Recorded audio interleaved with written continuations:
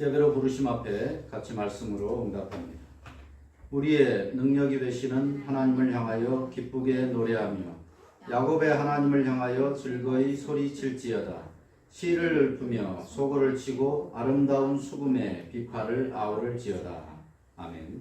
찬송가 15장 1절과 4절 찬양합니다.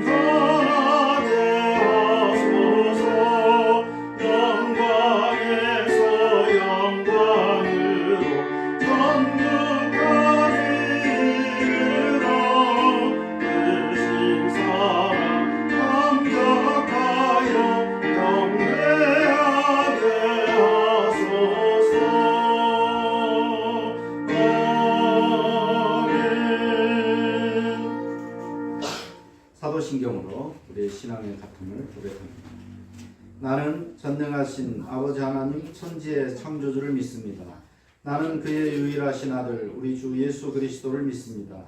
그는 성령으로 잉태되어 동정녀 마리아에게서 나시고 본디오 빌라도에게 고난을 받아 십자가에 못 박혀 죽으시고 장사된 지 사흘 만에 죽은 자 가운데서 다시 살아나셨으며 하늘에 오르시어 전능하신 아버지 하나님 우편에 앉아 계시다가 거기로부터 살아있는 자와 죽은 자를 심판하러 오십니다.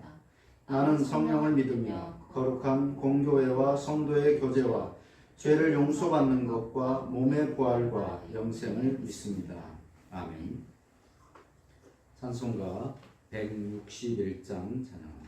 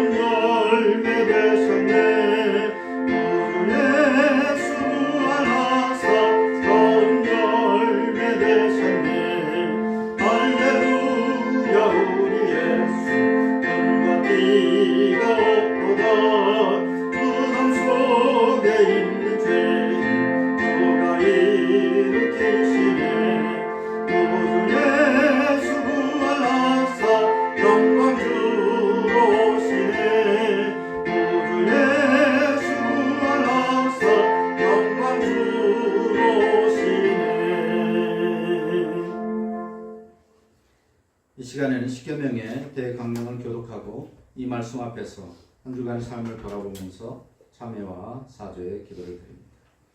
내 마음을 다하고 목숨을 다하고 뜻을 다하여 주 너의 하나님을 사랑하라 하셨으니 이것이 크고 첫째 되는 계명이요. 둘째도 그와 같으니 내 이웃을 내 자신같이 사랑하라 하셨으니 이 두 계명이 온 율법과 선지자의 강령이니라. 같이 묵상으로 기도합니다.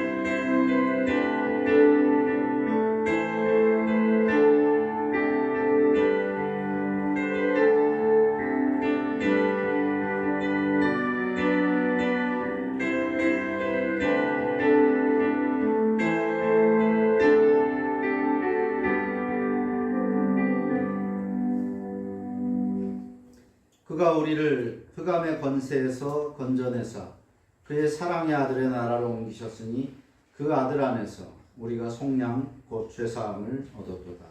아멘. 찬송 시편 22장 18편 1절 18편 1번 1절 2절 4절 그렇게 찬양합니다.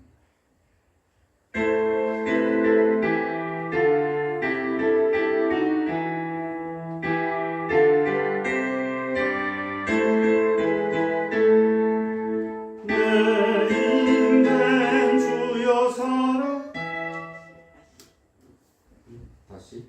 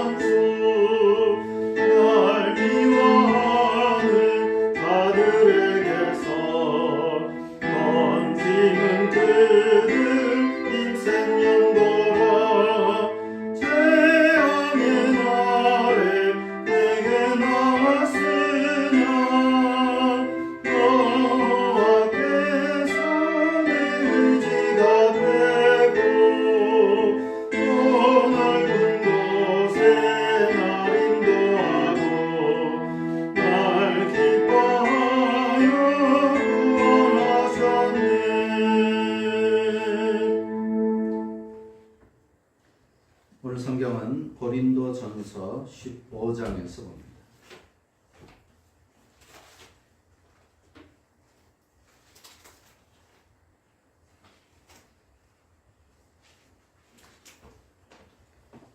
고린도전서 15장 1절부터 4절까지 한 목소리로 같이 읽겠습니다. 시작. 형제들아, 내가 너희에게 전한 복음을 너희에게 알게 하노니 이는 너희가 받은 것이요 또 그 가운데 선 것이라. 너희가 만일 내가 전한 그 말을 굳게 지키고 헛되이 믿지 아니하였으면 그로 말미암아 구원을 받으리라. 내가 받은 것을 먼저 너희에게 전하였노니 이는 성경대로 그리스도께서 우리 죄를 위하여 죽으시고 장사 지낸 바 되셨다가 성경대로 사흘 만에 다시 살아나사. 아멘. 기도합니다. 하나님의 영광과 인간의 구원 그리고 신앙과 삶을 위해 필요한 모든 것들에 대한 경륜을 성경에 기록하게 하셔서 누구나 충분히 깨닫고 이해할 수 있게 하시오니 감사와 영광을 올립니다. 이에 하나님을 합당한 방식으로 예배하는 일과 성경의 인내와 위로를 통해 소망을 가질 수 있으니 우리는 성경을 배우는 일에 열심을 다하여 더욱더 하나님의 말씀을 풍성하게 알아가기를 소원합니다. 우리 주 예수 그리스도께서는 성부 하나님의 뜻을 순종하시어 인간으로 오셔서 율법을 온전히 성취하셨으며 영원하신 성령을 통하여 하나님께 단번에 자신을 십자가에 드림으로써 아버지의 공의를 충분하게 만족시키셨으며 이로써 성부께서 그리스도에게 주신 모든 자들을 위하여 화목뿐만 아니라 하늘나라에서 얻을 영원한 기업을 값주고 사시었으니 감사를 드립니다. 참 빛이신 예수 그리스도께서 이 세상에 오셔서 각 사람에게 비추는 빛이 되셨음에도 아무도 예수 그리스도를 알지 못하고 영접하지도 않았던 것처럼 우리 역시 어둠에 갇혀 죄의 노예가 되었었음을 고백합니다.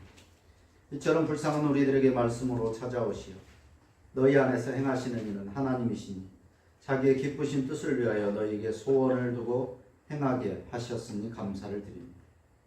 전능하시고 자비로우신 우리 아버지 하나님, 세상은 여전히 어둠의 권세를 잡은 사탄에게 팔리어 하나님의 영광을 드러내는 우리의 유일한 구원의 중보자이시며 생명의 빛이신 예수 그리스도를 부정하고 있습니다.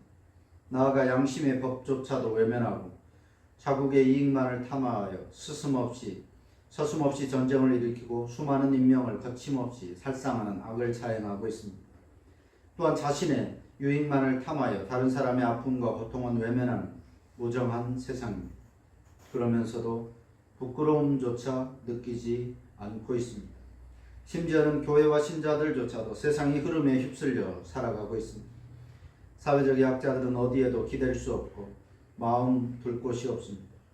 바라옵기는 우리의 유일한 중보자이신 예수 그리스도 안에서 주님의 택함을 받은 성도들이 하나님께 나아오게 하시오며 하나님의 말씀을 들음으로써 성령의 역사하심에 따라 신자된 삶을 살게 하시오 사랑으로서 역사하는 믿음의 본을 온 세상에 드러내게 하옵소서. 오늘은 온 세상 많은 교회들이 부활주일로 기념하는 날입니다. 주님의 마음을 헤아려 전쟁을 멈추게 하시고 약자들을 주님의 마음으로 돌아보는 대전환이 일어나는 은혜를 베풀어 주시옵소서. 오늘도 주의 약속을 따라 하늘 보좌 앞에 모여 예배하는 성도들의 찬양과 기도와 경배를 받으옵소서. 복되고 아름답고 영광스러운 하나님의 나라를 온 세상에 펼치시옵소서. 우리 주 예수 그리스도 이름으로 기도하옵나이다. 아멘.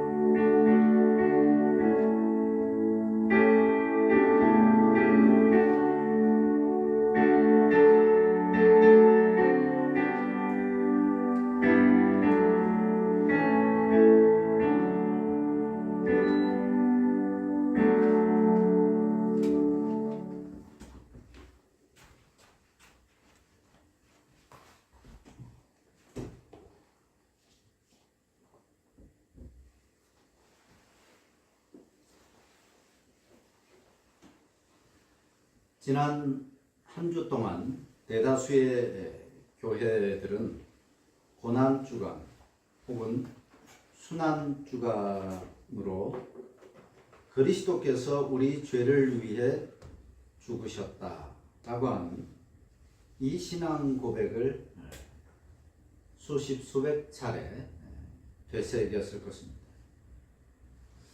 그런데 과연 이 모든 신자와 교회들이 이 문장이 담고 있는 그리스도께서 우리 죄를 위하여 죽으셨다는 이 문장이 담고 있는 의미를 과연 온전히 이해하고 있는 것일까? 또 같은 생각을 가지고 이 신앙 고백을 했을까 하는 것입니다. 전도할 때 가장 흔히 쓰는 도식이 당신은 죄인입니다. 예수님이 당신 대신 죽으셨습니다. 그래서 예수님을 믿으면 죽어서 천국, 하나님 나라 갈 수 있습니다. 이것이 약간의 차이가 있겠지만 전도할 때 쓰는 일반적인 도식입니다. 이 말 자체가 전적으로 틀린 것은 아닌데 문제는 이 말을 어떤 맥락에서 이해하느냐 여기에 있습니다.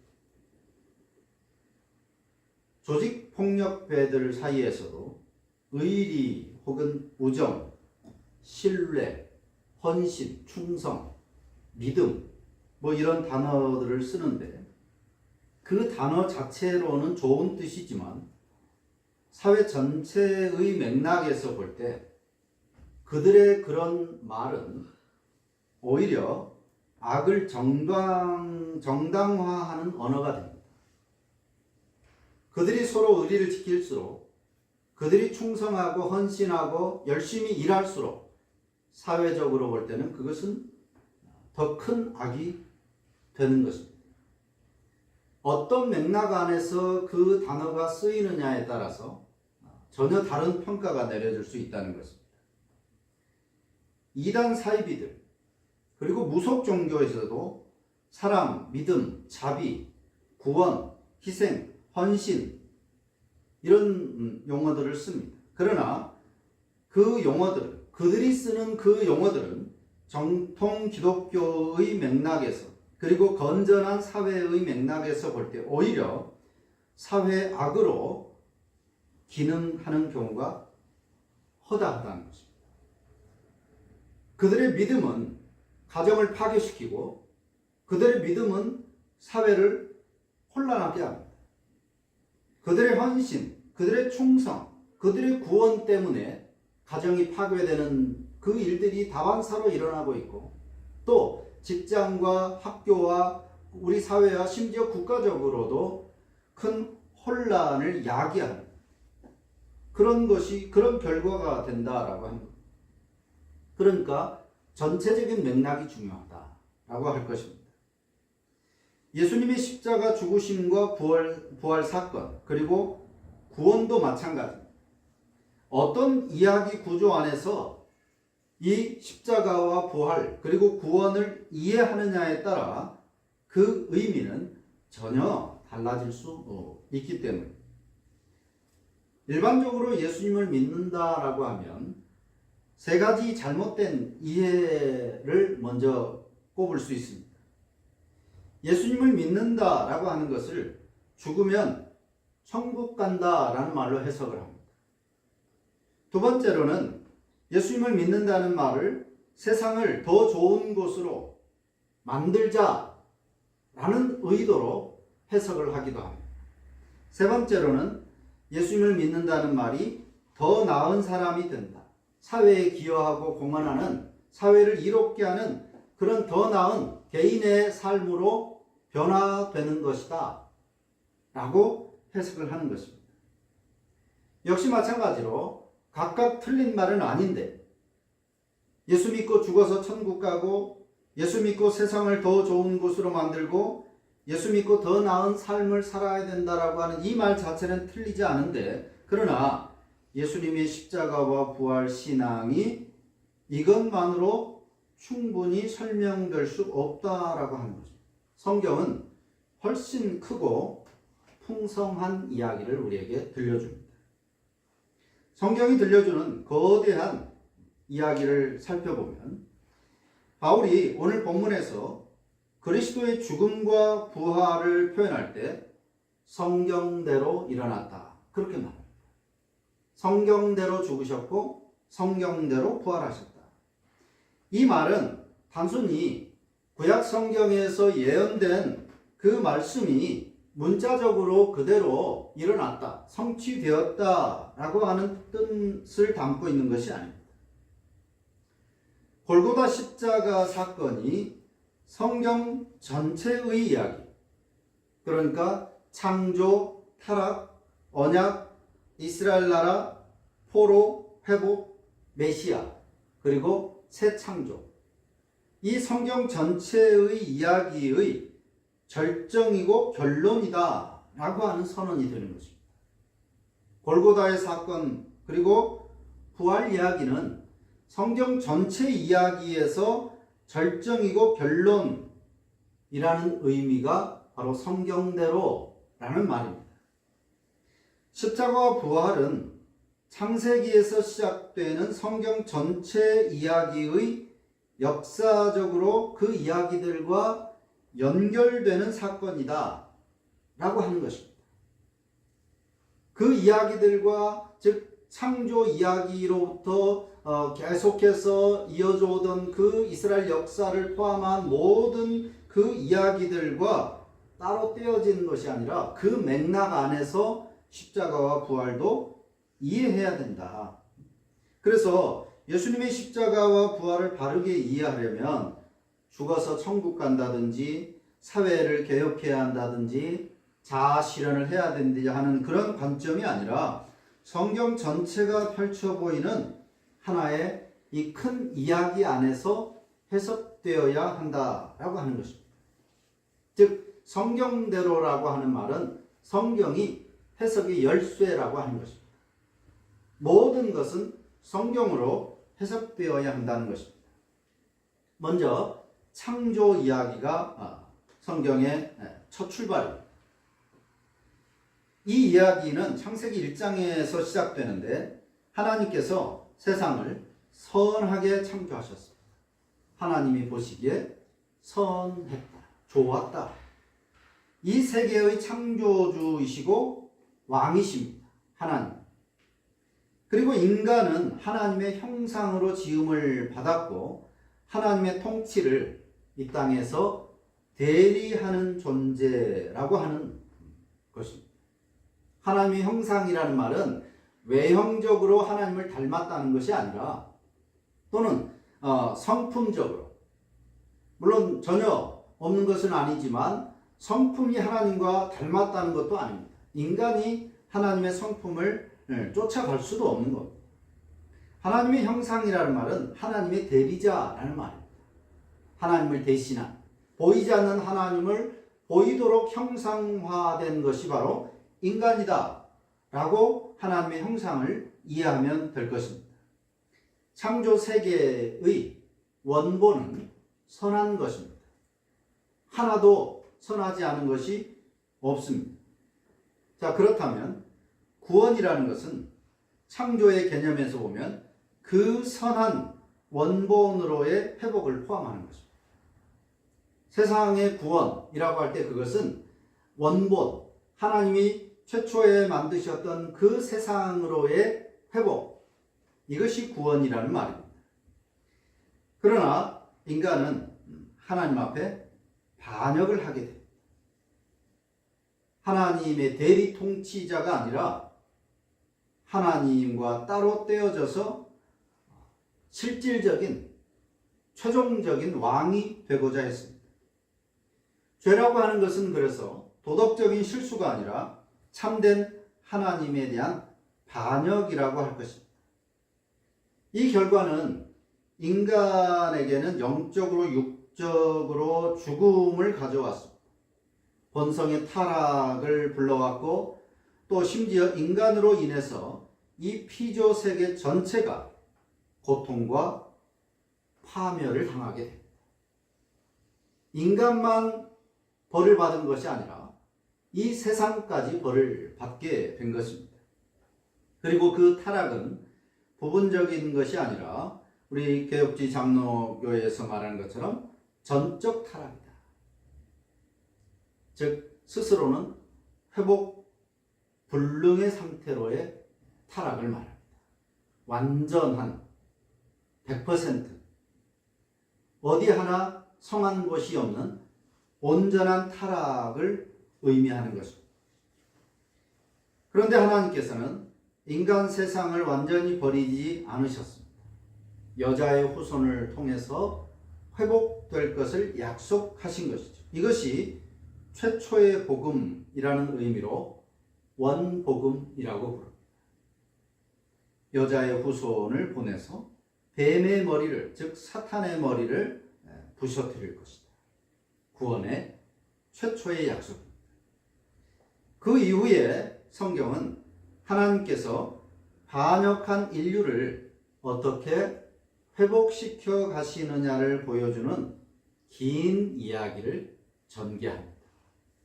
그래서 노아와의 언약을 통해서, 그리고 아브라함과의 언약을 통해서, 모세를 통한 시내산의 언약을 통해서, 그리고 다윗과의 언약을 통해서, 그렇게 긴 이야기가, 구원의 역사가 줄기를 따라서 펼쳐지고 있습니다. 그 과정에서 구약 성경에 나오는 제사 제도는 언약을 시각적으로 보여주는 장치입니다. 하나님과의 언약의 관계를 이어져 가고 있다는 것을, 그리고 유지하고 있다는 것을 보여주는 장치였습니다. 그로 인해서 하나님을 바라보게 하고 구원을 소망하게 하는 것입니다. 그러나 이것은 임시 제도였습니다. 이것이 온전한 유지장치, 하나님과 인간의 관계를 유지시키는 장치가 아니라 임시적인 제도였다. 특히 유월절은 장차 오실 참된 대속자의 구원자의 그림자였고, 제사장이나 왕이나 선지자나 이 모든 것들은 바로 메시아, 구원자, 창세기 3장 15절에서 약속된 그 메시아를 가리키는 화살표와 같은 것입니다. 그것을 바라보게 하는 것입니다. 때가 돼서 성경 이야기에 결정적 전환이 일어나게 됩니다. 하나님께서 친히 인간이 되셔서 이 세상에 오신 것입니다. 모든 인간의 종교는 인간이 신을 찾거나 혹은 신을 만들어버리는 그런 패턴을 반복하고 있지만, 참 하나님께서 거꾸로 인간의 몸을 입고 우리에게 찾아오신 것입니다. 바로 성육신, 성탄이라고 말합니다. 이것을 성경은 임마누엘이다, 하나님이 우리와 함께 하신 사건이라고 표현을 하고 있습니다. 사람이 하나님이 된 것이 아니고 돌을 닦아서 신이 되었다거나, 처음에는 아니었는데 나중에 신이 되었다거나 하는 것이 아니라, 본래 하나님이셨던, 본래 신이셨던 성자 하나님이신 그분이 인간의 몸을 입고 신인 채로 이 땅에 나약한 어린아이의 모습, 사람의 모습으로 오신 것입니다. 껍데기만 인간을 입은 것이 아니라 완전한 인간으로, 그리고 완전한 신인 상태로, 인간의 이해로는 설명할 수 없는 그런 신비스러운 그런 현상, 바로 그것이 성육신, 성탄이라고 하는 것입니다. 그래서 예수님은 단순히 도덕적 선생, 윤리적 선생이 아닌 것입니다. 아담과 하와가 실패했고, 또 이스라엘 역사도 실패를 거듭했던 그 반역, 하나님께 대한 반역을 회복시키기 위해서 오신 그분이 바로 예수 그리스도라고 하는 사실입니다. 이 성경 이야기의 전체 이야기의 절정은 십자가입니다. 이 십자가는 하나님의 구원 역사의 정점입니다. 창세기로부터 시작된, 그리고 구약시대의 이스라엘 나라를 통해서 아주 길게 이어졌던 그 하나님의 구원 역사의 정점이 바로 예수님의 십자가였습니다. 참 사람이시고 참 하나님이신 예수님께서 우리를 위하여 우리 대신에 죽으셨습니다. 이사야 53장에서는 그가 우리의 허물로 인해 찔리고 우리의 죄악으로 인해 상하셨다라고 선언합니다.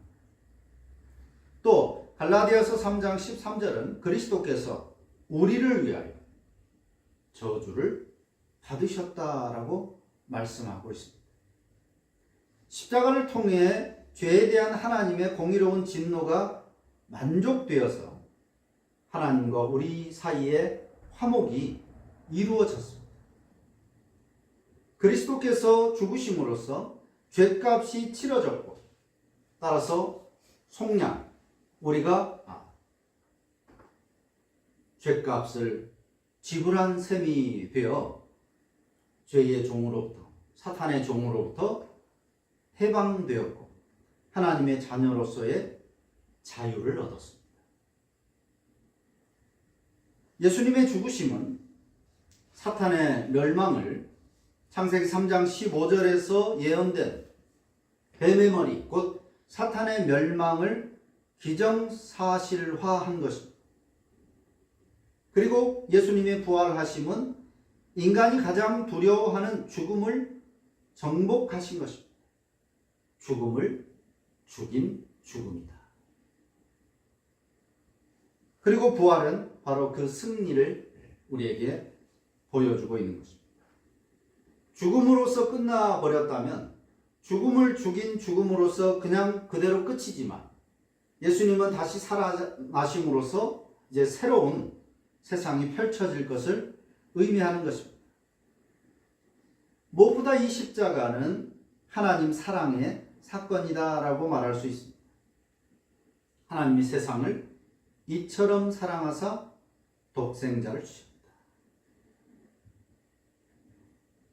하나님의 사랑이 바로 예수님의 십자가의 죽으심입니다. 삼위일체 하나님의 사역이고 또 하나님 사랑의 결단이었습니다. 우리가 먼저 우리 힘으로는 불가능하니까 하나님께서 이렇게 해주셔야 됩니다라고 요청을 했다거나 그럴 필요를 느꼈기 때문이 아닙니다. 그럴 만한 자격을 갖추었기 때문이 아니라는 사실입니다. 바로 이것이 기독교 신앙의 독특성입니다. 인간이 무엇인가를 바라고 요구하고 그럴 자격을 갖추어서가 아니라 하나님의 사랑이 먼저였다. 사도 바울이 말씀하는 것처럼 우리가 아직 죄인 되었을 때, 여전히 죄인이었을 때 그리스도께서 우리를 위하여 죽으심으로 하나님께서 우리에 대한 자기의 사랑을 확증하셨다. 하나님, 우리는 심지어 필요조차도 느끼지 못하고 있습니다. 하나님께서 먼저 오셨고 우리를 위하여 죽으셨다는 것입니다. 우리의 죄를 사해 주셨다고 하는 것입니다. 그리고 그 이야기는 십자가에서 끝나지 않고 부활로 이어집니다. 이 부활이 없었다면 그리스도의 죽으심은 어쩌면 무의미했을 것입니다. 사탄을 이긴 것으로 끝나버리고 부활이 없었다면 그 죽음은 별 의미가 없었다는 겁니다. 그리스도께서 다시 살아나지 못하셨으면 너희의 믿음도 헛되고 너희가 여전히 죄 가운데 있을 것이다. 오늘 아래로 내려가서 17절에서 바울 사도가 그렇게 말하는 이유입니다. 부활은 예수님의 능력을 증명하는 것으로 끝나지 않습니다. 예수님이 하나님이시기 때문에 죽어 있을 수가 없었다. 그래서 다시 살아나셨다. 이걸로 끝나는 것이 아니라 예수님의 부활은 새 창조의 시작입니다. 새로운 시대의 시작점이 바로 부활이라고 하는 것입니다. 그러니까 부활이 없었다면 그냥 모든 것이 끝난 것으로 끝나고 만다는 것입니다. 부활하심으로써 이전의 모든 것들을 다시 리셋시키는 그런 역할이 되었습니다. 그리스도의 부활하심은 또 그 자신의 부활만으로 끝나는 것이 아니라 사도 바울이 또 20절에서 말한 것처럼 잠자는 자들의 첫 열매가 되었다. 혼자 부활하고 끝나는 것이 아니라 첫 열매라고 했으니까 두 번째, 세 번째로 이어진 우리의 부활, 또 인간뿐만 아니라 피조 세계 전체가 회복될 것을 보증하는 사건입니다. 인간도 부활할 것이고 또 이 망가지고 파멸되어가는 세상도 회복될 것이라고 하는 것을 보여주는 첫 번째 증거, 열매였다고 하는 것입니다. 하나님이 창세기 1장에서 창조하신 세계와 참된 인간성의 회복과 완성을 선포하는 강력한 예고편, 그것이 바로 예수님의 부활의 의미입니다. 따라서 예수님의 부활은 단지 죽어서 영원히 천국 가는 이야기가 아닌 것입니다. 이 부활 사건은 새 하늘과 새 땅, 하나님 나라의 완성이, 새로운 하나님 나라가 이제 완성이 시작되었음을 알리는 승리의, 축하의 팡파레와 같은 것입니다. 예수님의 공적 사역의 첫 메시지가 때가 찼다는 것입니다. 때가 찼다. 마가복음 1장 15절에서 때가 찼고 하나님 나라가 가까이 왔으니 회개하고 복음을 믿으라. 십자가와 부활은 하나님께서 왕으로서 자신의 통치를 회복하시고 피조 세계를 새롭게 하시는 사건입니다. 죄와 사망과 사탄의 권세는 무너졌습니다. 그리고 하나님의 통치가 이제 다시 회복될 것을 의미합니다. 그러므로 하나님 나라는 죽어야만 들어가는 것이 아닌 것입니다. 복음, 곧 예수 그리스도를 믿음으로 지금 여기에서 하나님 나라에 들어갈 수 있게 되었습니다. 하나님의 나라가 시작되었기 때문에, 예수 그리스도의 십자가와 부활로 인해서 하나님 나라가 시작되었기 때문에 죽어야만 들어가는 것이 아니라 이미 시작된 하나님의 나라에 지금 믿음으로 들어갈 수 있다. 나중이 아니라 지금 하나님 나라 백성이 될 수 있다는 것입니다. 죽음 이후로 미뤄지는 것이 아니라 지금 여기에서 믿음으로 하나님 나라 시민권을 받아서 그 백성으로 살기 시작한다는 것입니다. 그래서 예수님이 직접 그때가 이제 올 것이다가 아니라 때가 찼다라고 말씀합니다. 때가 찼다. 시작되었다라고 하는 것입니다. 물론 아직은 세상 속에 뒤섞여 있기 때문에, 하나님의 나라와 세상 나라가 뒤섞여 있기 때문에 그 뒤섞여 있는 곳에 살고 있는 신자는 눈물, 슬픔, 고통, 가난, 죽음 이런 영향력 하에 살 수밖에 없습니다.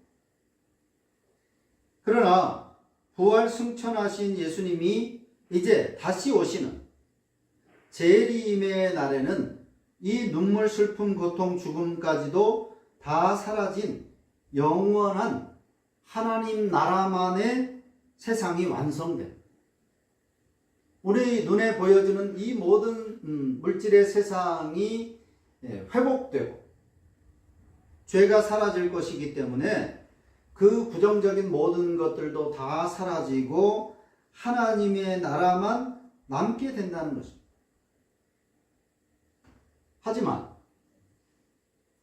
지금 그렇다고 해서 지금은 아무것도 아닌 나중의 일이냐가 아니라 지금 우리는 보이지 않지만 이미 시작된 하나님 나라에서 하나님 나라 백성으로 살고 있다.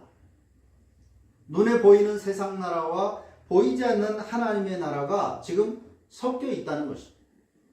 그리고 그 섞임 안에 우리가 살고 있기 때문에 여전히 세상의 지배와 세상의 부정적인 것에 대한 영향력을 우리가 받을 수밖에 없지만, 그럼에도 우리는 신분은 하나님 나라 백성이라고 합니다. 우리가 외국에 나가도 그 나라 안에 그 나라 사람들 속에 살고 있지만 그럼에도 신분은 대한민국 국적을 가진 사람인 것처럼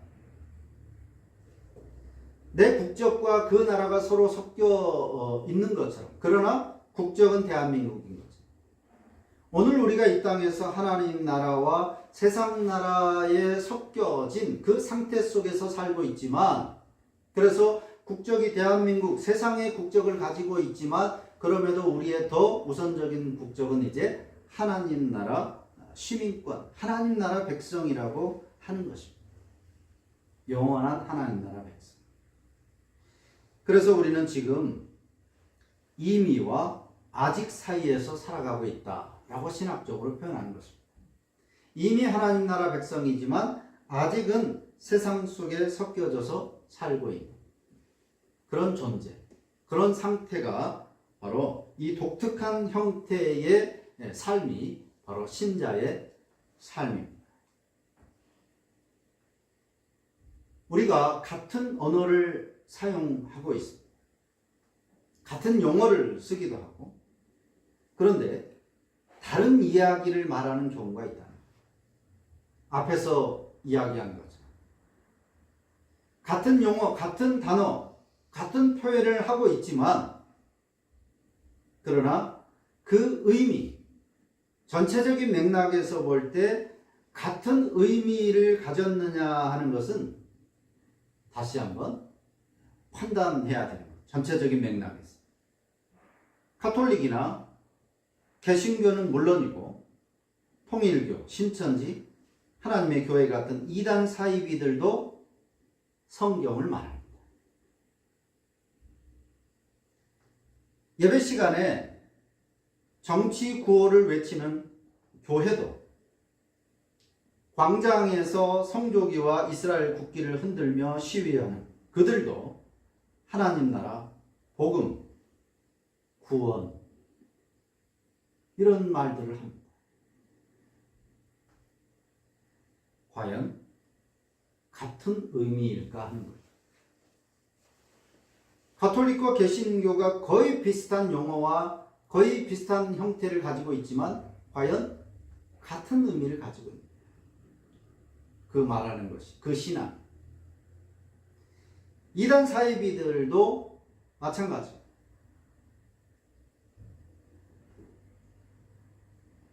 지금 미국과 이스라엘 그리고 이란 간의 전쟁이 벌어지고 있는데, 트럼프 정부의 국방장관은 이 전쟁을 이렇게 이야기해요.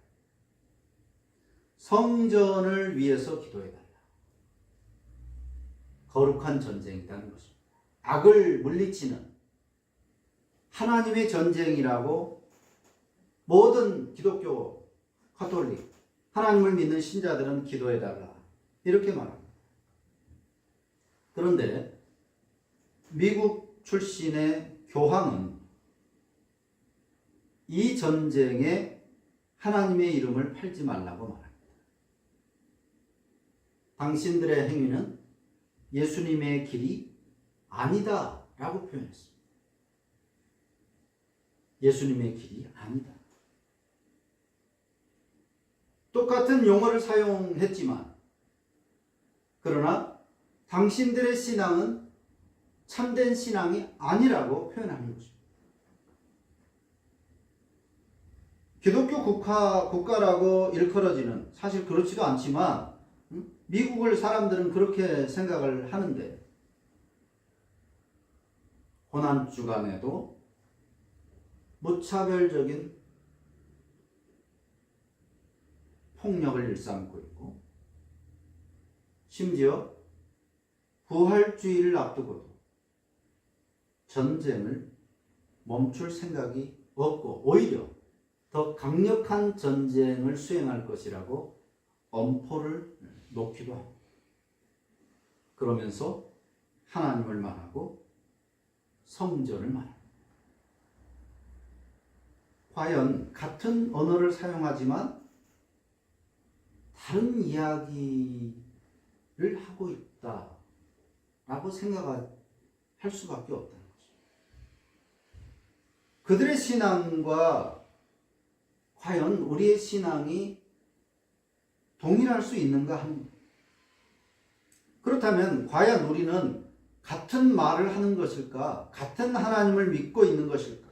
십자가와 부활, 하나님의 사랑에 대해 같은 이해를 가지고 있는 것인가? 라는 심각한 의문을 가질 수밖에 없는 겁니다. 신앙의 정체는 입으로 말하는 바가 아닙니다. 어떤 용어를 쓰느냐, 어떤 형태의 구조를 가지고 있느냐, 그것이 신앙의 정체가 아니에요. 십자가를 들고 혹은 십자가를 말하고 성경을 가지고 있다고 해서 그 신앙의 정체가 무엇이다 라고 단정할 수 없는 겁니다. 진짜 신앙은 삶으로 드러나는 바에 있기 때문에, 삶이 정체를 말하는 것이지 말이 정체를 표현하는 것이 아닙니다. 오늘 우리가 이 복음의 큰 이야기를 바르게 이해한다면 더 이상 죽으면 천국 가는 것, 이것을 구원과 직결해서 생각하지는 않게 될 것입니다. 하나님을 마치 알라딘의 지니처럼 원하는 바를 얻어내거나 자아 실현을 위한 도구 정도로 삼는 종교인으로 살지 않게 됩니다. 오늘 부활주의를 맞아서 우리는 스스로에게 이렇게 물어볼 수 있습니다. 하나님은 지금 이 세상에서 무엇을 하고 계시는가? 미국과 이스라엘을 도와서 지금 악의 축으로 일컬어지는 이란을 향하여 폭격을 하도록 역사하고 계시는가?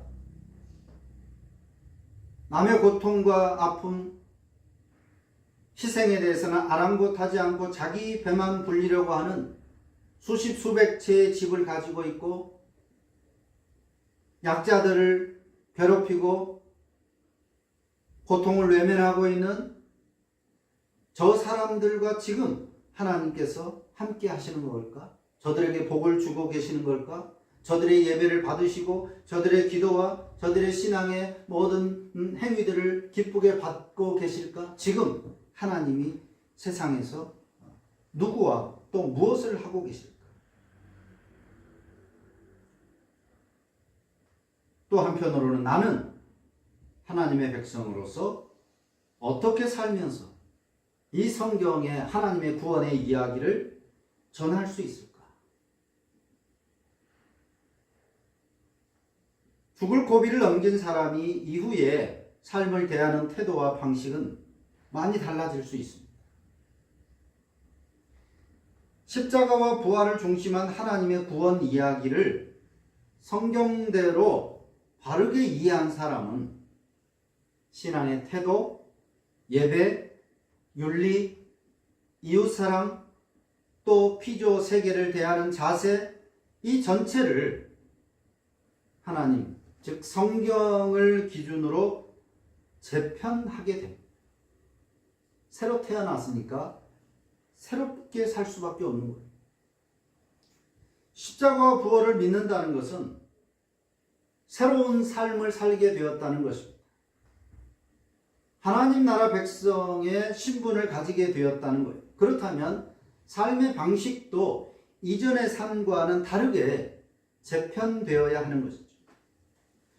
사도 바울이 말한 것처럼 누구든지 그리스도 안에 있으면 새로운 피조물이다. 새로운 창조물이다. 이전 것은 지나갔으니 보라 새 것이 되었다. 우리 신자는 새 것이라는 겁니다. 새로운 신분의 사람이 되었다. 이것은 나중에 천국 가서 새로워진다는 말이 아니라 이미 새 창조 안에 있는 존재로서 지금 새 사람이니까 새 사람의 삶을 살라는 요청입니다. 그러므로 예수를 믿는다고 하면서 여전히 세상의 성공과 출세만을 추구한다면 오히려 그 신앙을 빌미로, 신앙을 이유로 세속적 성공, 더 빠르고 더 쉬운 형통을 추구하는 그런 자격을 갖추었다라고 그렇게 생각을 한다면 그 신앙은 겉모습과 실제가 어긋나 있는 것입니다. 예수님의 십자가와 부활을 믿는 자라면 하나님의 백성임을 확신하는 사람이라면 이전과는 다르게 세상적 가치 기준이 아니라 성경대로 곧 성경적 가치관으로 살아가려고 힘써야 한다는 것입니다. 세상 안에 섞여서 살아가고 있기 때문에 그 삶이 결코 쉽지 않은 것은 분명한 사실입니다. 그리고 실패할 확률도 많고 어느 것 하나를 포기한다면 눈에 보이지 않는 하나님 나라의 시민권을 포기하고 싶은 유혹이 많을 수밖에 없습니다. 그것은 이상한 것이 아닙니다. 믿음 없음이 아니라 당연한 생각일 것입니다.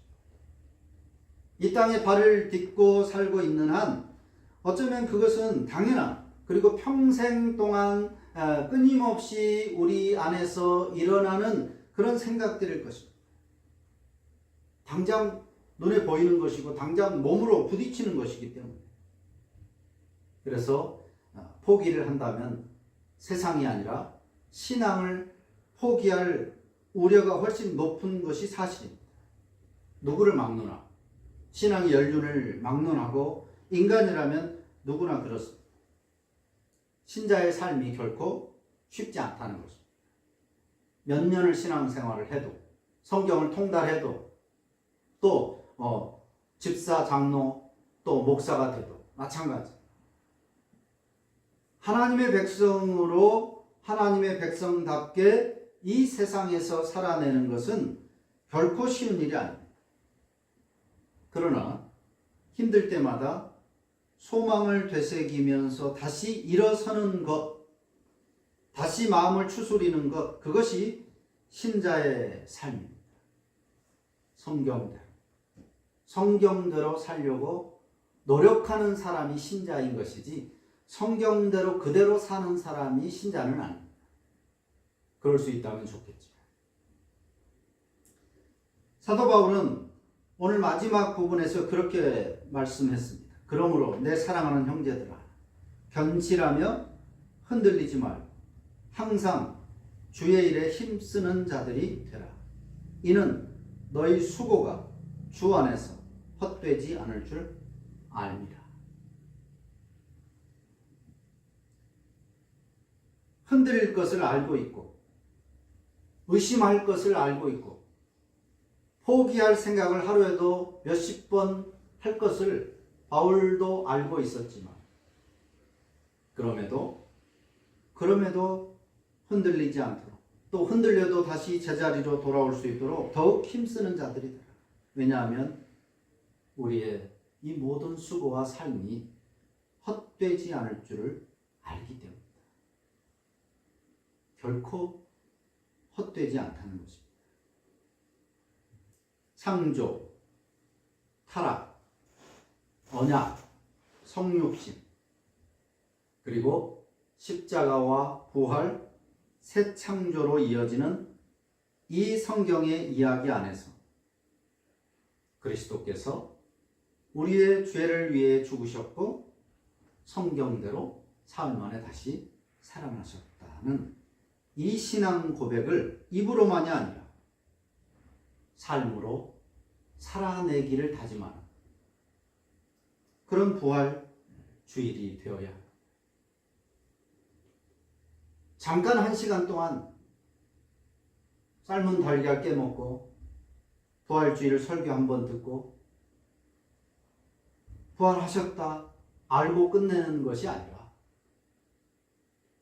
이제부터 다시 한번 그동안 흔들렸고 넘어졌고 실패했고 그런 삶의 시간들이 있었겠지만 다시 한번 그것이 이 부활주일의 의미입니다. 그냥 정해진 절기가 아니라 1년에 한 차례라도 다시 한번 또 힘을 내기 위해서 우리의 신앙 고백이 입술로만 그치는 것이 아니라 실제가 되게 하기 위해서 또 힘을 내라고 격려하는 그런 날이 바로 부활주일이고 또 그렇게 또 다짐하고 결심하는 그런 주일이 바로 이 부활절기의 주일이 되어야 할 것입니다. 그리고 열심히 또 그렇게 살아내기를 힘쓰고 또 넘어지고 실패하지만 다시 일어서고 헛되지 않을 줄 알미라는 이 말씀을 가지고 이 소망을 굳게 붙들면서 그렇게 하루하루를 살아가는 신자의 삶, 그것이 부활주의를 올바로 맞이하고 보내는 신자의 삶의 모습이 될 것입니다. 기도합니다.